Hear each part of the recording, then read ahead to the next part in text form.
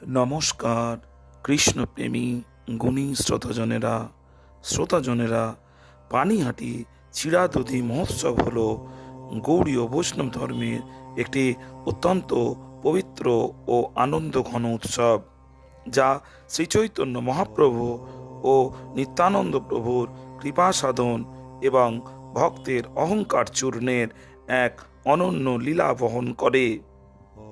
প্রায় 500 বছর আগে উত্তর চব্বিশ পরগনার পানিহাটিতে গঙ্গা তীরে এই অলৌকিক উৎসবের সূচনা হয়েছিল। উৎসবের ঐতিহাসিক প্রেক্ষাপট ও মাহাত্ম্য হলো এই যে, শ্রীল রঘুনাথ দাস গোস্বামী, যিনি তখন গৃহস্থ এবং অত্যন্ত ধনী জমিদার পুত্র ছিলেন, তিনি মহাপ্রভুর চরণে গৃহত্যাগ করে আশ্রয় নেওয়ার জন্য ব্যাকুল ছিলেন, কিন্তু বারবার চেষ্টা করেও তিনি ব্যর্থ হন। পানিহাটিতে নিত্যানন্দ প্রভু তার পার্শ্বদের নিয়ে অবস্থান করছেন শুনে রঘুনাথ সেখানে যান।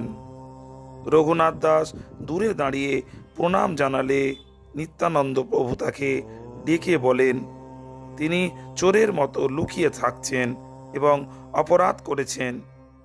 দণ্ডস্বরূপ নিত্যানন্দ প্রভু তাকে সমস্ত ভক্তদের চিড়ে ও দই খাওয়ানোর আদেশ দেন।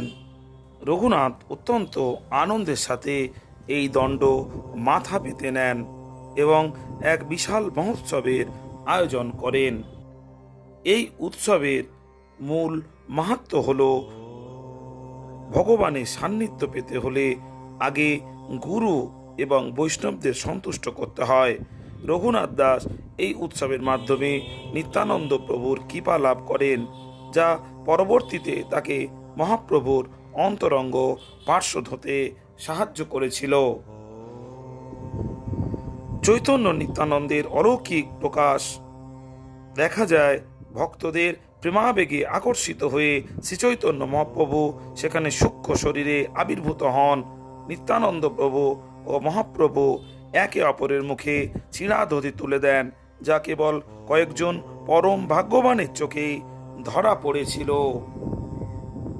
শেষ কথা হলো, পানিহাটির চিরাদধি মহোৎসব আমাদের শেখায় যে বাহ্যিক ধনসম্পদ বা কঠোর তপস্যা নয়, কেবলমাত্র বৈষ্ণবদের সেবা এবং অহংকারহীন শরণাগতির মাধ্যমেই পরমেশ্বর ভগবানের কৃপা লাভ করা সম্ভব।